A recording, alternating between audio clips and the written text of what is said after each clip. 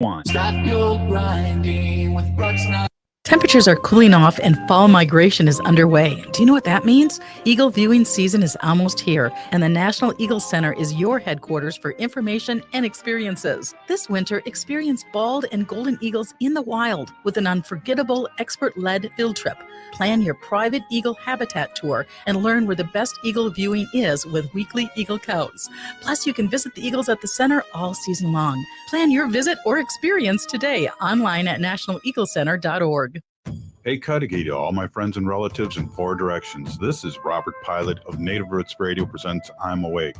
I'm here to ask you for your support. Finding honest Native-centered news is not easy. But with your support, we're able to provide accurate information about Standing Rock, Line 3, treaty violations, and COVID-19 in our Native communities. Please visit Native Roots Radio Network on Patreon and donate if you can. That's Native Roots Radio Network on Patreon. Pinigigi, and thank you for your support. Next time on Philosophy Talk, Frege and the Language of Reason. 19th century philosopher Gottlob Frege designed a new language to help people reason more logically. His ideas have had a lasting impact on philosophy, mathematics, and computer science. But what if they took us on a long intellectual detour? Our old friend John Perry thinks they did.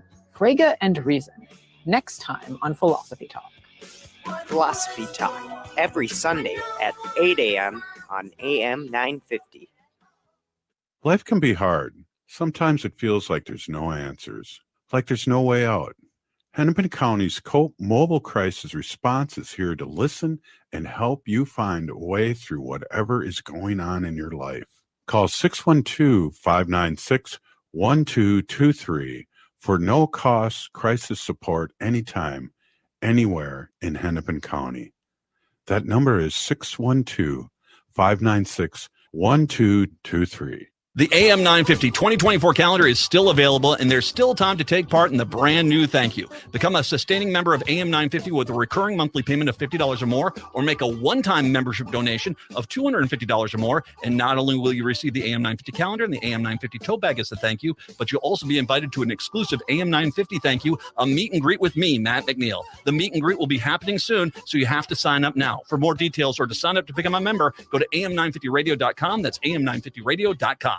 With a look at your AM 950 weather, I'm Patrick Lilia. Cloudy tonight with a low of 0, wind chills down near 15 below. Wednesday, sunshine with a high of 8 above, but wind chills of 15 below.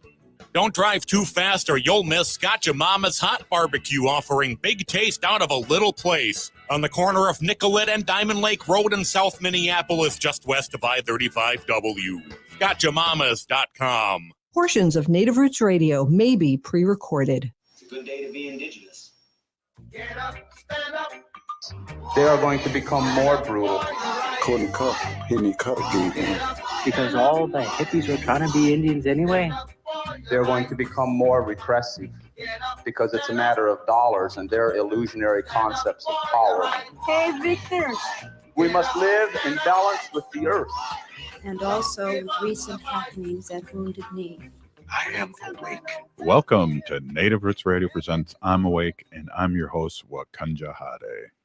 Hey, Cudahy to all my friends and relatives in four directions. You're listening to Native Roots Radio presents I'm Awake, and I'm your host, Robert Pilot. Hey, we discuss local, national, and Native news and events, and I always like to be right once a day. So, Haley, Native issues are human issues, and human issues are Native issues. You are right, Dag. This portion of the show is supported by Native Roots Radio Network on Patreon, supporting honest Native news, stories, and events from Natives themselves. Native Roots Radio Network on Patreon. Hey, I just got to give a quick shout out to all our Patreon people out there, and we really appreciate them. You know, Haley, when we were fighting COVID and all our advertisers were shut down and we didn't have people advertising our show, the support we got from Patreon was just unbelievable, and we really appreciate that now too. So I just want to give everyone a big shout out that's been a Patreon member and also is a Patreon member. So big peenie gigi. Yeah. So we're going to have an awesome show today, and I want to talk a little bit about that before we get going. Tomorrow we're going to be live at All My Relations Gallery in Minneapolis on 1414. 1414 Franklin Avenue, and we're going to be there at 5:30 live with the show, or 5 at the show live, and then 5:30 we're going to be with Cathy Coats, who's going to be our guest, and she wrote the book "To Banish Forever: A Secret Society, the Ho Chunk, and the Ethnic Cleansing in Minnesota." And so we're really excited to support that and talk about the removal of Ho Chunk from Minnesota, which is it's a told story, but it needs to be really told again. And I believe too that people that under 40 years old really don't know this story. I know a lot of our relatives that are older know that Ho Chunk, this is our land too, here in Minnesota, and also before there were boundaries, and also we were removed by the state or by the federal government. And right now, you and I, Haley, are living here illegally. We're not supposed to be living here. Ho Chunks are not supposed to be living in the state of Minnesota because we were removed in 1862. Right. Which is, yeah, I agree too that I think a lot of maybe Ho Chunk people, if you're enrolled Ho Chunk or even Winnebago, you might know the history of how the original Ho Chunk people were pushed from the state, even from the Great Lake there in the Green Bay, Madison area, all the way west to the Toma, Black River, Wisconsin Dells area. And then from there, we're pushed to the Blue Earth Reservation, just near Mankato. And then from there, even to Winnebago, Nebraska. So. Right. And not to mention, we were pushed up north too, to go between the fighting Lakota Dakotas and the Ojibwe. And that was ridiculous too, because why would they put people between people that were fighting? So other than trying to get rid of them, you know, the land there, and Cathy will talk about this because we're going to have her on today. The land that our relatives were pushed off to right in the middle of growing season. You know, they had crops in their houses, and white settlers just came in and took over their stuff as the military put them on boats and trains to get them out of here, Minnesota. It was over, you know, which kind of surprised me. I thought, I didn't know the number, but it was over 1,000 Ho Chunks that were removed. Yeah, quite a bit. And I'm excited to read this book of Cathy Coats. It's just, she's a great historical researcher. She is working for the Metadata Specialist at the U of M in the Twin Cities, the libraries. And I just think, well, I hope that we get a lot of people come out to All My Relations tomorrow in Minneapolis on the American Indian Cultural Corridor there, and just show support, you know, whether you're Ho Chunk or not. You know, it's just great to have our allies there to support and just hear our truth. And it's good too to just see people, and it'll be great to see. I know there's quite a few people that will be there that we know that we're friends of, and we're just opening it up to everybody to come on down, get a book, listen to the author, listen to Amy Lone Tree. She's an author of Decolonized Museums, representing the Native American in the National and Tribal Museums. And I know she's done other books on Ho Chunk, and she's professor out in Southern Cal, I think. Yeah, University of California, Santa Cruz. Santa Cruz, cool. And so she'll be flying in too. And so it's going to be a celebration, but also kind of a mourning too of what happened to our relatives. Because as you know, Haley, it talks a little bit about this. A lot of our relatives didn't make it to the next move, which was Nebraska. And it's interesting too, if we were to go down to that land and maybe research what's underneath the earth, and I don't know what you would find, you know, maybe some relatives, you know, that didn't make it to the next push. Oh yeah, absolutely. So let me just read this. It's on the back of the book, and the book will be there, and she'll sign it, and Haley and my Hinu will be there too. Jaleesa helping you out. Yep. And in 1863, after the end of the U.S. Dakota War, a group of white men in Mankato, Minnesota, formed a secret society pledging to expel the Ho Chunk from the nearby Blue Earth Reservation, with the goal of claiming for themselves some of the richest farmland in the world. It's going to be a really, really great talk. So if you're free tomorrow, come join us out at All My Relations Art Gallery, 1414 East Franklin Avenue out there in Minneapolis. But since we're speaking on Wisconsin, kind of the Ho-Chunk history, we have a great update from the Wisconsin governor, Tony Evers. So let's go ahead and take a listen to the governor of Wisconsin, Tony Evers. Hey there, Native Roots Radio. Governor Tony Evers here with my weekly update. Ensuring access to clean drinking water, including getting PFAS, lead, and other harmful contaminants out of our water, has been a top priority for me and my administration. Last year, we successfully secured the first real investment by legislative Republicans to address PFAS contamination statewide after years of asking for their urgent action.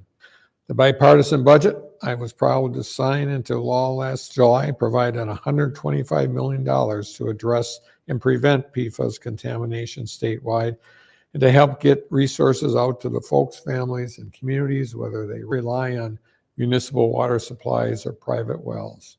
Unfortunately, even though this investment was deliberated, negotiated, and approved during the budget process, Republicans have refused to release these funds, even as families and communities across our state are trying to mitigate the effects of PFAS contamination across our state every day. I recently submitted a formal request to urge Republicans to release our $125 million in investments to address PFAS and to take action to protect Wisconsin's groundwater, but there's been no further movement to date. Folks, this funding shouldn't be sitting around in Madison waiting for Republicans to get their act together. We have work to do to make sure every Wisconsinite can trust the water coming out of their tap and to keep our kids, our families, and our livestock and crops safe from contaminants. I'm calling on Republicans to release $125 million in funds to address PFAS statewide so we can continue our work to ensure Wisconsinites have access to clean, safe water that families, farmers, communities, and so many others rely upon every single day. Thank you. Back to you, Robert, and Native Roots Radio. Hey, a big pinagigi to the governor of Wisconsin. Really, those they need to do something, and we need to do something about that. PFAS. I know. And PFAS, they're so bad for the environment. They don't break down and they move through soils and contaminate your drinking water, and they build up and bioaccumulate in fish and wildlife. It's just not good. Yeah, I'm glad the governor of Wisconsin's talking about that because that's a real deal. Hey, you're listening to Native Roots Radio presents I'm Awake, and we have Cathy Coats up next here, author of To Banish Forever, A Secret Society, the Ho-Chunk, and the Ethnic Cleansing in Minnesota. Hey, we'll be right back after this short break. Stay with us. Oh, wow. When we heal from our traumas, when we face our fears, let go of our addictions, when we relearn our values, when we live our teachings, respecting our elders, cherishing and honoring our children, when we honor and take care of our spirit, there will be no room left for sexual violence. Sponsored by the Minnesota Indian Women's Sexual Assault Coalition. As we pack away the ornaments and bid farewell to the holiday season, it's time to unwrap the gift that keeps on giving, getting protected by a COVID-19 vaccination. This is your chance to make a difference, especially as our Native communities face higher COVID numbers. Those higher numbers underscore the need for collective action. So answer the call and get vaccinated. The latest vaccines are not just authorized, but they're proven effective against the current variants. This is extra protection, even if you've already had previous vaccines, since previous vaccines will eventually wear off. Plus, the new shots are FDA approved for ages 6 months and up. A COVID vaccine is not just a shot. It's a pledge to safeguard the wisdom and stories handed down by our elders. So join the movement, get vaccinated, and make 2024 the healthiest year ever, securing a brighter future for our Native community. For more information, including details about clinics offering free vaccines, visit vaccines.gov. Signing up for $1 bus and train rides with the Transit Assistance Program, or TAP, is quick and easy. Do it straight from your computer or phone by uploading one of the pre-approved documents listed at metrotransit.org/TAP along with a copy of your ID. We'll mail you a go-to card with a full year of discounted rides. For questions or translation help, call 612-373-3333. 612-373-3333.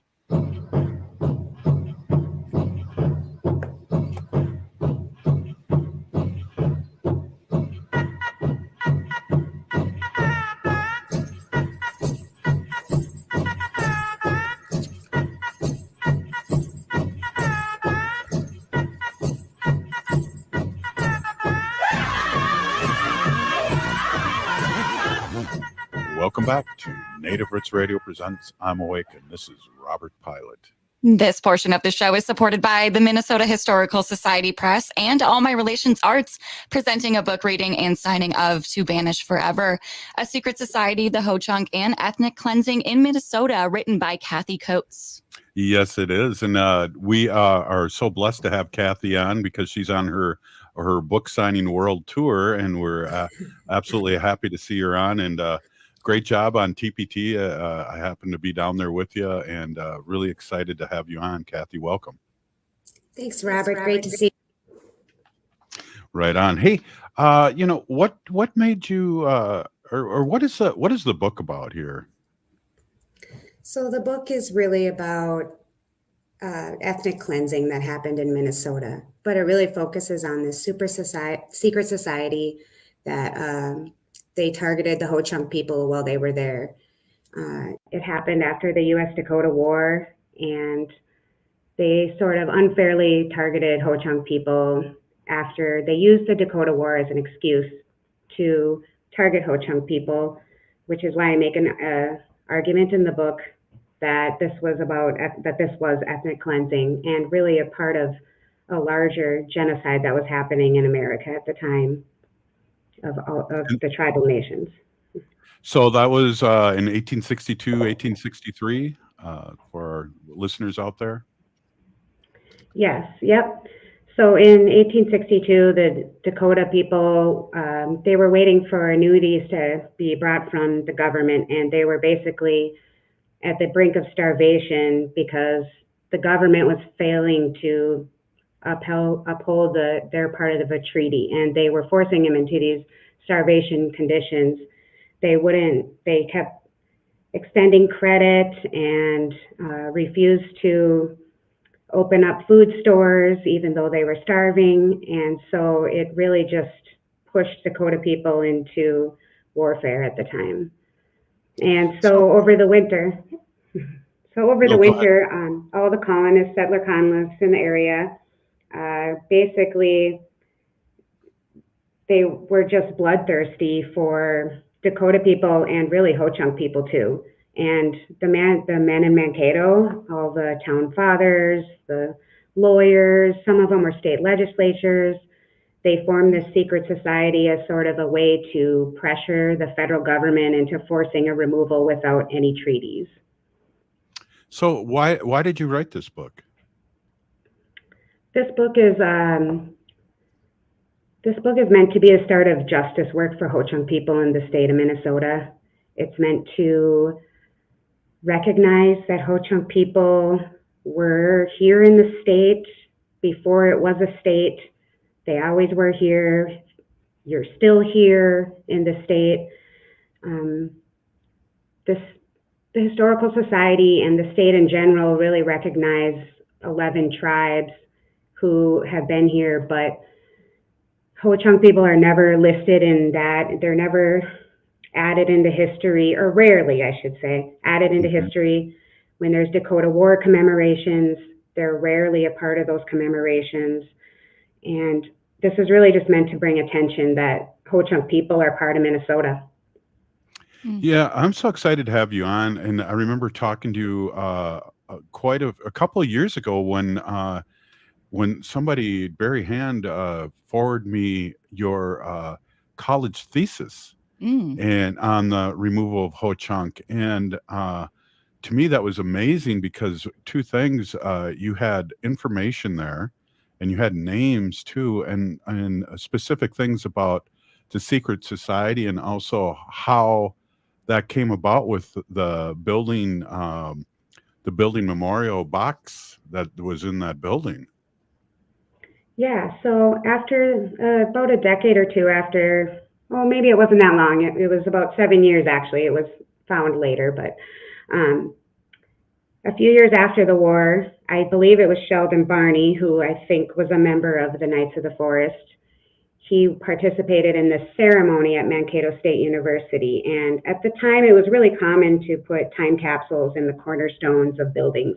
Almost all of the state universities in Minnesota had some kind of time capsule in their old main, is what they called the first building that they built at the state universities. And so I believe it was Sheldon Barney, because there's newspapers articles describing him being at the ceremony and speaking at the ceremony and putting things in the time capsule. Somebody, though, put this ritual document in the time capsule. And this ritual was sort of a program for their meetings and their ceremonies. It contained their oath of office and sort of described their ritual ceremony that they would go through at each meeting. And somebody printed this on a printing press in 1863 Minnesota. Only one of them has survived, but I can imagine there was more printed.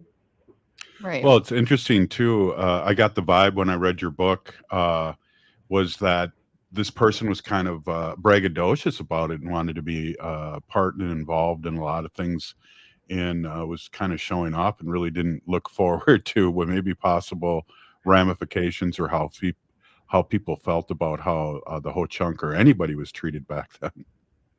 Right. The articles he wrote, he sort of presented that they saved the town from the Ho-Chunk people, and the Ho-Chunk people would still be there today if it wasn't for this Knights of the Forest group, which is debatable if that is true. But yeah, he sort of, they try to brag about it.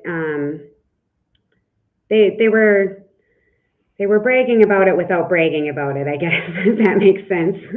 But yeah. Well, that's So cool. they- So, yeah, I'm sorry. That's cool. I think one of the things too, because it turned into a book. Tell me about that process, and also tell me what you learned after, your initial paper for your grad studies turned into a book. You must have found a lot of different, where's the bodies buried, basically, and a lot of names and things like that. Well, when I was writing the paper, I had a one-track mind of finding these guys and who they were, and I had 4 names right away. So once you have 4 names, it's not too hard to figure out the rest of them, especially these guys, since they were state legislatures and bankers and lawyers. They were all over town. They still have their names on the streets, and Charles Chapman has his house is on the National Historic Register. It's still standing in Mankato. So I was really focused on trying to find more names, and I was also trying to find out if they actually committed actual violence. So there was one story by one of the Knights where they said they would send armed men out to the reservation to surround the reservation and lie in wait so that they would shoot anyone who left the reservation. And so I thought there must have been some murders. And so I looked through all of the newspapers in Mankato looking for any report of anything happening to Ho-Chunk people. And I read all the agent letters and everything I could find. I did find one report of a murder happening over by the cities and by the Mississippi River. But, there's also a lot of quotes from people saying a lot of these killings and murders went unreported, and because there just wasn't a lot of law enforcement, or, just people weren't really watching. And so there might just be some that were lives that were lost, and I'll never know from the records. So there was that. But I was overly focused on finding out more men, and I never did find that. So after I got the contract with the Historical Society to write the book, I wanted to focus more on fleshing out some more of the Ho-Chunk history. So, you know, Little Priest Tribal College, I got books from there. The tribal historic officer helped me with things from spelling of the leaders' names. There's just lots of, I heard from people on different leaders. In my thesis, I focused on certain leaders and not other leaders in the Ho-Chunk history. So I brought in some more, such as Dandy, and who is a beloved Ho-Chunk leader. And that was something I didn't know when I wrote the paper. So just things like that, things that are not only I tried to find more information on those 4 men, but it was definitely, I definitely was able to better flesh out some more of the Ho-Chunk history before they came to Minnesota, which is something that my paper was lacking a lot. You know, we are here with Cathy Coats, and Cathy is a researcher, right, Haley? Yes, she is. Cathy Coats is a lifetime Minnesotan who lives in St. Cloud, Minnesota, and she's currently a metadata specialist for the University of Minnesota Libraries in the Twin Cities. Wow, and we're up next, and we got a big signing and reading coming up we've been talking about for a few days. We'll talk a little bit about that, but really talk more about the book. Thank you so much, Cathy, for being on. This is Native Roots Radio presents I'm Awake. Life can be hard. Sometimes it feels like there's no answers, like there's no way out. Hennepin County's COPE Mobile Crisis Response is here to listen and help you find a way through whatever is going on in your life. Call 612-596-1223 for no-cost crisis support anytime, anywhere in Hennepin County. That number is 612-596-1223. The city of Minneapolis is now on Native Roots Radio with Minneapolis AIR. AIR stands for American Indian Relations. Guest host Christine McDonald talks to people about important things affecting the city's Native communities. Minneapolis AIR dives into topics like public safety, public health, elections, and so much more. Tune in to Minneapolis AIR on Native Roots Radio from 5 to 6 p.m. on the second Wednesday of every month, right here on AM 950. Minnesota has the only original wolf population in the continental United States. And 80% of Minnesotans believe the wolf should be protected. Howling for Wolves is asking Minnesotans to respect our true wildlife manager, the wolf. Their survival is critical to our ecosystems, our communities, and even our economy. As highly intelligent animals with strong social bonds, Minnesota wolves deserve to be protected and admired. Learn more at howlingforwolves.org. Let's live and let howl. J&S Bean Factory is a Native-owned, community-supported, cozy, artsy coffee shop which offers roasted on-site beans, live music, and baked goods. Relax in the beautiful outside patio. City Pages writes, voted top 10 coffee shops. Tucked into a quiet corner of St. Paul's Highland Park neighborhood, this coffee shop roasts beans on-site from the best coffee-growing countries in the world. Located at 1518 Randolph Avenue, St. Paul. The good stuff. Hey, if you're like a lot of people, you're probably relieved that the holiday celebrations are over. But there's one thing that might stay with us from the holidays besides all those gifts, and that's COVID-19. Numbers from COVID are going up as we spend more time inside. And Native Americans are seeing even bigger case spikes. With all the indoor celebrations over the holidays, you may have unknowingly been exposed to someone with COVID-19. That's why it's important to stay vigilant. If you notice any symptoms like a fever, a tickle in the throat, or heavy fatigue, take an at-home test.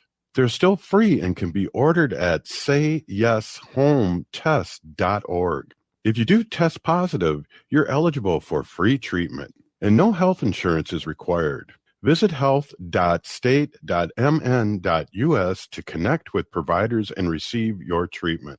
Let's make 2024 the healthiest year ever, securing a brighter future for our Native community. Are your remote workers putting your company at risk? Not sure what steps to take to secure your data? Hi, Mark Sommerfeld from Rymark. The Rymark team is guiding our clients through these difficult times. In fact, demand has been so high, we created an easy-to-follow guide with the 5 steps to securely work from home. It's yours free. Download our 5 steps to securely work from home now at rymarkit.com or call 651-328-8900 for a no-cost how-to discussion. With a look at your AM 950 weather, I'm Patrick Lilia. Cloudy tonight with a low of 0, wind chills down near 15 below. Wednesday, sunshine with a high of 8 above, but wind chills of 15 below. Don't drive too fast or you'll miss Gotcha Mama's Hot Barbecue, offering big taste out of a little place. On the corner of Nicollet and Diamond Lake Road in South Minneapolis, just west of I-35W. GotchaMamas.com. Hi, this is Representative Sharice Davids from Kansas. I'm Ho Chunk, and you're listening to Native Roots Radio. And we're back to Native Roots Radio presents I'm Awake, and this is Robert Pilot.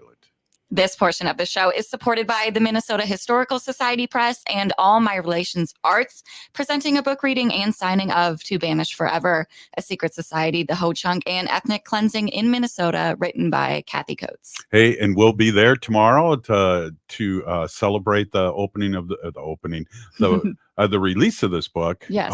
And Cathy will be doing a reading and a Q&A, and I already know that there's going to be a lot of people there. We just stopped there, Haley and I, to scope out the situation because we're going to do our show tomorrow live from All My Relations on 1414 Franklin Avenue in Minneapolis. So come on out there, and her books will be for sale. And also we're going to bring a little swag too from Native Roots Arts too to sell, like a little hat and shirt and things like that. But again, hey, welcome Cathy, and it's interesting. Welcome back. It's interesting. Haley and I were talking a little bit. She's in studio here at the Hordosh, the blue clay house here in Minnesota, and we were talking in between the break, and one of the significant things that I always bring up, and maybe you can elaborate more on this, is that the Knights of the Forest were the precursor of the Klan. Yeah, I mean, I get asked a lot to compare them to the Ku Klux Klan, or were they like the Ku Klux Klan, or were there some of the same members in the Ku Klux Klan? But the Ku Klux Klan did not come out for a few years after the Knights of the Forest, actually, because the Civil War was actually going on at the same time as the U.S.-Dakota War. And so the Knights of the Forest were really only in existence for about 4 months, from January till May, or at least that's what they said. But they did say they had hand signs that they would recognize each other decades later on the street. So, so they always, I do talk in the book about this secret society tradition with the Freemasons and the Odd Fellows, and there was one called the Knights of the Golden Circle who they would argue for slavery. They're proponents of slavery in the South. A golden circle of slavery is what they wanted. But there was not a lot of Knights of the Golden Circle in Minnesota, but these other secret societies, all the men in Mankato were parts of some secret society or another, or some fraternal organization. And I talk about how they're kind of like a social web. They all were in this organization and that organization, and it gave them connections with each other. It would also give them connections when they went to a new town, when they would just move and they wouldn't have strangers everywhere. Then they could go to another Mason and have a friend in that town. But that was all before the Ku Klux Klan. So yeah, they were around before the Ku Klux Klan right here in Minnesota. Well, what's interesting too is that this secret society and the other secret societies you talk about, one of their goals is genocide. Right. So, and not only early gang signs, but I'm interested. I haven't heard you talk about this, but I'm really interested in. And you don't have to get too deep in it, but what was some of their rituals? So, well, they were just sort of like, they would have the worthy chancellor, and then they would sort of go through an oath where they would take an obligation, where they would say, I, whatever their name was, do solemnly swear to use everything under my power to cause the removal of all Indians from the state. That's a direct quote from their ritual. And the title of the book, To Banish Forever, is actually directly from the ritual. It's to banish forever every single Indian that is in this state of Minnesota. They don't even mention the Ho-Chunk people in the ritual. The only reason we know that it was about the Ho-Chunk people is because of all the newspaper accounts that they talked about later. But they would have hand signs, and they would go through these they modeled it after the Masons. Masons was sort of the golden standard of fraternal orders, and they would have objects, and it's sort of like and robes and very sort of medieval, almost like an academic graduation or like a church ceremony type thing, where they would go through these rituals and then they would learn a hand sign. And but they had a whole process on how to recruit people to the organization. They would sort of try to figure out if they were on their side of the issue of removal. And then they would secretly bring them to this meeting. And then after they knew they were on their side of the issue, they would bring them into a back room and then ask if they wanted to be in the secret society. Even the recruiting process itself was sort of a ritual. And then they went through an initiation process. That was another ritual. And the worthy chancellor was the leader of it all, which is the same name that the leader of the Masons, I believe, used, the worthy chancellor. Wow. Hey, so let's talk a little bit about what happened directly to the Ho-Chunk and how they were removed and where to. So all through the history, the Ho-Chunk were removed 5 times to 5 different reservations.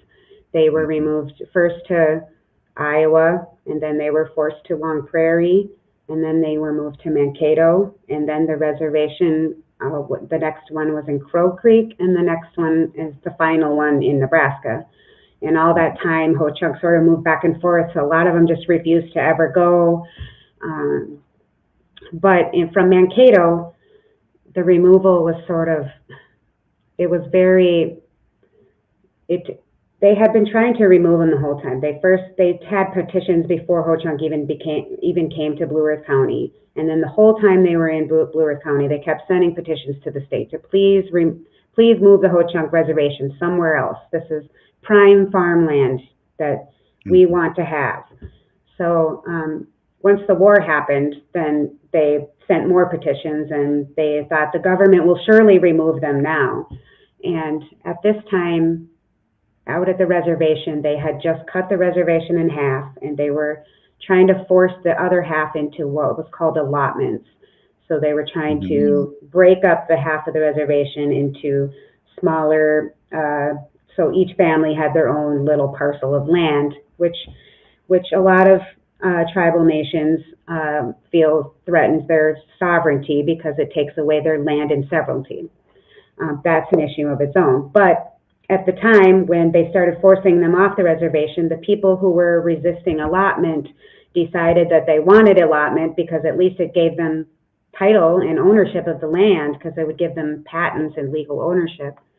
But it was too late for that. So Congress, they signed an act there was an act of forced removal from Congress. There was the first time they were moved without any negotiations or any treaties. The Ho-Chunk people never got to speak on their own behalf. Coming Thunder Winnesheek was one leader who had to be forced at gunpoint by soldiers off the land. He was the last, his group was the last to come. And then they put them on ships, and they shipped them down the river and back up the Missouri to Crow Creek in South Dakota, which is the most destitute place. And hundreds and hundreds of people. Historian Amy Lonetree, who will be with us tomorrow night, has wrote about the devastating loss of Ho-Chunk people during that winter. Yeah, that's crazy. Hey, on the bright side, let's talk a little bit about Dandy. I think what a character, and his name is Roaring Thunder, so it's Wakunja Jari, it looks like, and kind of like yours. Well, I'm just and I'm Dandy too. Talk a little bit about Dandy, because he's kind of a character. Yeah, Dandy he was called Dandy because he had fanciful dress. So he wore bright colors and all of that. But he was definitely a character, and he was kind of a prankster on the U.S. soldiers. They were always trying to force him out of Wisconsin, and they would arrest him, and then he would run away, and they would arrest him again. And he would, one time he pretended to be sick, and he got the soldiers to carry him into the carriage, and then they untied him, and then as soon as he was free, he took off running. So. Well, he had gone back to Wisconsin, I don't know, 10 times, more than that. I mean, he'd just to reappear after being pushed off to one of the 5 places you spoke of earlier. Yeah, and that was a really common, throughout all the years, the agents would get letters from Wisconsin saying, please come get the Ho-Chunk people. They're all over, and they would try to send bounty hunters, and they would pay bounty hunters to go arrest them, and they did try. In 1873 was probably the most devastating. They had the U.S. military go and do one roundup in 1873 where elders were crying and kissing the ground, and they put them in boxcars on a train and brought them to Nebraska, to the reservation. And that was probably the worst moment in all of the removals that I read about. And that's you'll hear that in Ho-Chunk history when you read Ho-Chunk stories and Ho-Chunk books. And that was really a moment that lives on, and they'll talk there's in their memory about being put on the boxcar trains. You know, in researching this, because you are a researcher, what was the most surprising thing for you to go, oh my God, I did not know this, or that surprised you the most?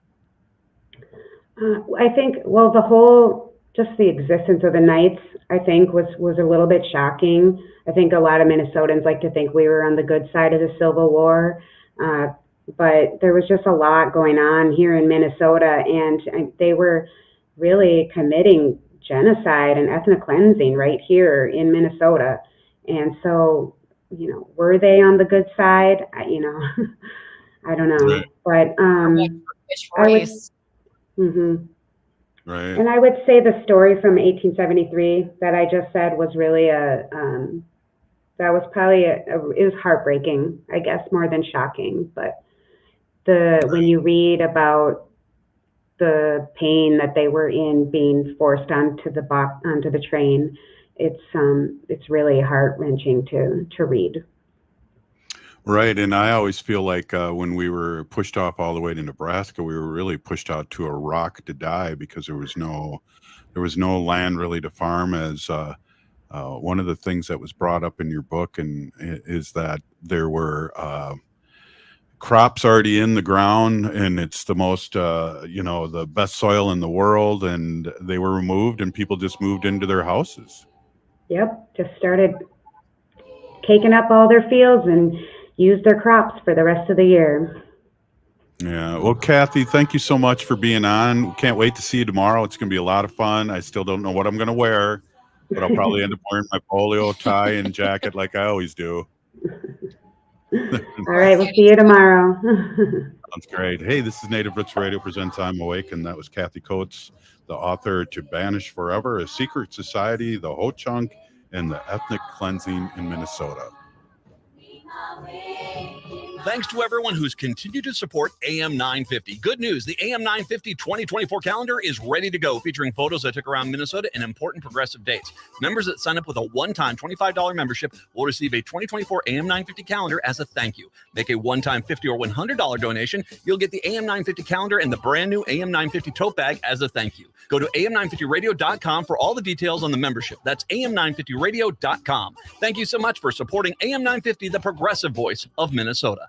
Become a teacher and ignite change. Join the St. Paul Urban Residency Program to become a teacher in just 15 months. You can earn your master's degree and teaching license from the University of St. Thomas while earning a $30,000 stipend, single health care, and dental benefits. As an added bonus, next year's cohort, all residents will receive $20,000 towards their tuition.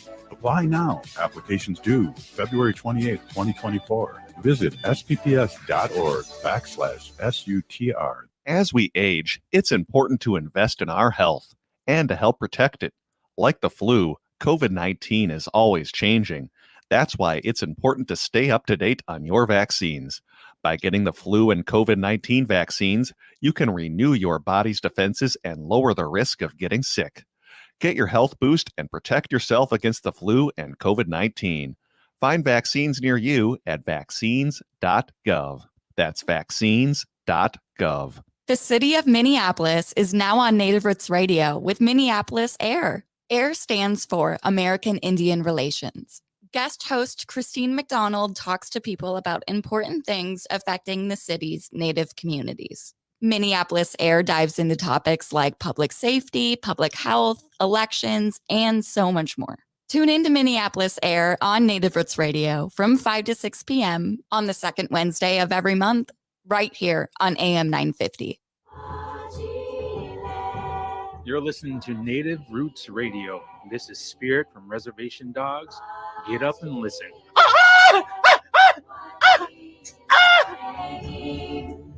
Welcome back to Native Roots Radio presents I'm Awake, and this is Robert Pilot. This portion of the show is supported by Howling for Wolves, protecting wolves for future generations. Hey, that was a great interview. That was a good one. Yeah, one in a row. I'm on a roll now. No, just give that quick shout out again about tomorrow at 5:30 at All My Relations in Minneapolis. Yeah, we'll be doing Native Roots Radio. We'll be beginning a broadcast at 5 o'clock tomorrow, live at All My Relations Arts Gallery, which is 1414 East Franklin Avenue in Minneapolis. Tomorrow, Wednesday, January 17th. The book signing and reading will take place from 5:30 to 7 p.m. Yeah, excited to be there. Amy Lone Tree will speak, and I'll say a few words, but Amy will have a lot more great things to say. And I think Bill Quackenbush might show up, which would be a great deal. And he's our historian out of Ho-Chunk, and he'll have some great words. He's excited to see and hear about the book too. And I think he was one of the people that helped Cathy vet out a lot of pronunciations and correct spellings and good. And correct history too. So Awesome. So again, it's what's interesting about this, Haley, is that this book is that, Cathy's a researcher. So, it's not full of opinions and romance. It's the straight story of what happened to Ho-Chunk and how it happened and who did it. And a lot of the characters, as she said, that were in the Knights of the Forest were prominent Minnesotans. Yeah. And I was curious to hear that one of the houses of the Knights of the Forest is still standing in Mankato and is actually registered in the Minnesota, what'd she say, the history? Land, a building historical site or something like that. Yeah. Curious to see, I've only been to Mankato once, but curious to see, and maybe you'll just walk around that land and kind of pick up on what you're feeling walking around there. Yeah, and barefoot. I don't know what kind of spirits are there, but some ancestors for sure. I just got to say one thing to that: land back. Absolutely.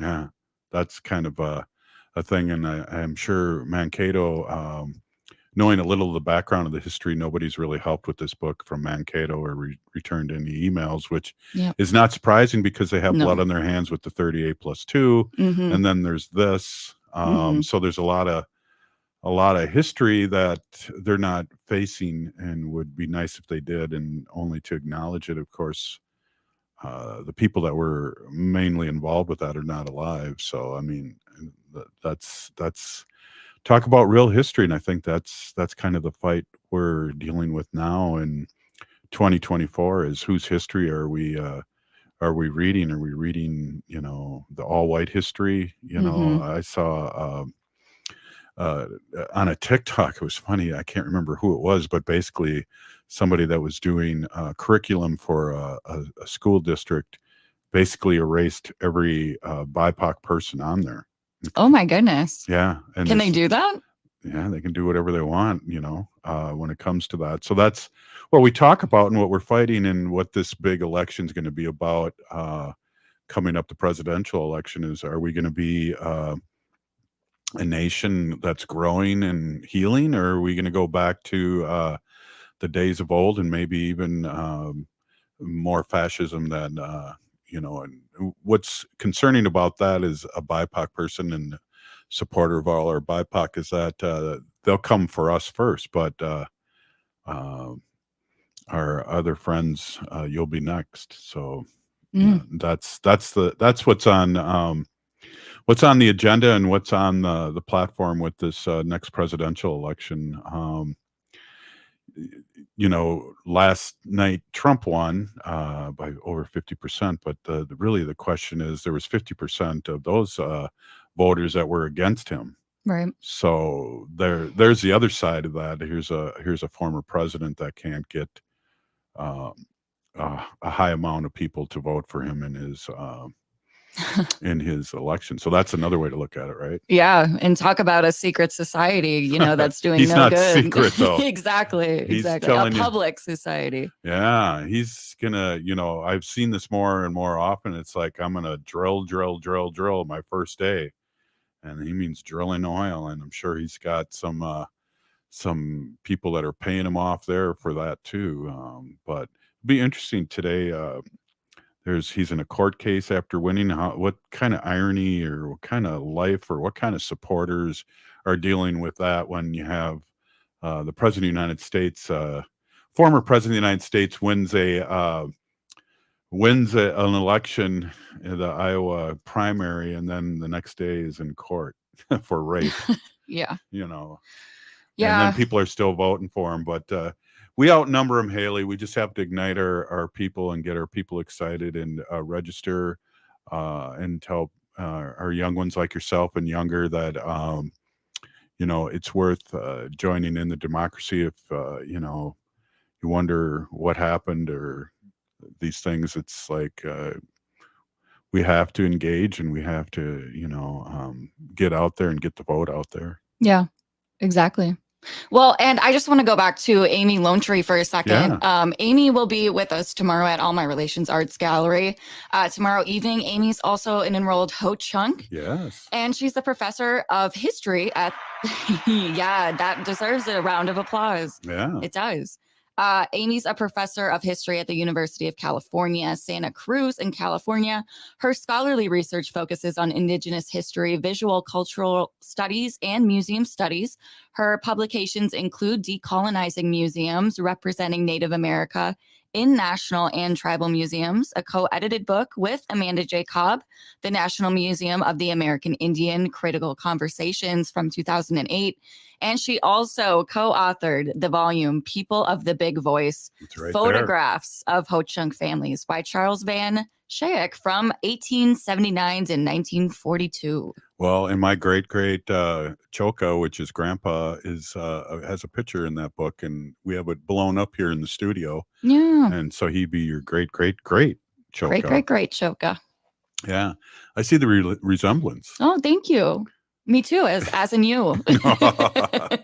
Yeah, But- from behind, maybe. maybe. But I just want to give a shout out. So Amy will also be speaking at the Great Plains Art Museum, January 25th at 5:30 p.m. This will be part of the Centering Indigenous Voices in Museums series. She'll be talking about her book, Decolonizing Museums and Memorials. This speaker series features Indigenous museum and cultural professionals who are working to change the narrative and elevate Native creative expression. So that's a big one to check out too. Keep your eye on Amy Lone Tree. She's doing really, really great things for all of us Natives and specifically the Ho-Chunk. Yeah, and it's good. It'll be good to see her again. And I know her and Cathy have become fast friends and speak a lot, especially with the opening. I always want to say the opening of this movie, but Someday, maybe. the drop of this book. So right. Totally excited and ready to move forward on this. Well, and I think now that you just brought it up as a movie, it kind of reminds me of the Osage Nation and their fight for their oil. And it's kind of like the Ho-Chunk and their fight for their soil. That rhymed, but also I think that was going on all across Turtle True, Island. true. And there's some degrees, but there's always been removal. They've always wanted the white settlers and the government have always wanted our land. Yeah. Will move us, with Osage, they move into a rock too, not Exactly. to be able to farm there. And then they had a smart lawyer that said they wanted to keep what was up below the ground and above the ground, and that's how they became the richest people in the world at the time. Well, another good show there, Haley. One in a row, or two in a row, or we're up there many shows in a row. getting up there for sure. Hey, if you're part of if you are listening to the show, you are part of the resistance from Chief Plentycoops. The ground on which we stand on is sacred ground. It is the blood of our ancestors. We need to resist, divest, join a group, run for office. We're still here. We are the 7th generation. And free Leonard Peltier now.